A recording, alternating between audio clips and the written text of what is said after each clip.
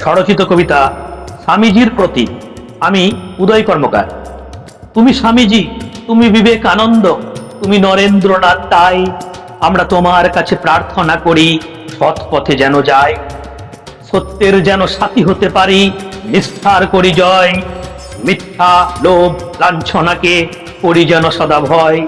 তুমি স্বামীজি, তুমি বিবেকানন্দ, তুমি নরেন্দ্রনাথ তাই আমরা তোমার কাছে প্রার্থনা করি সৎ পথে যেন যায়। মহান তোমার বিবেক বাণী, মহৎ তোমার ভাষা, তোমার বাণী স্মরণ করলে মিটবে সবার আশা। বলেছ তুমি রক্তের রঙে ভিন্নের কিছু নাই।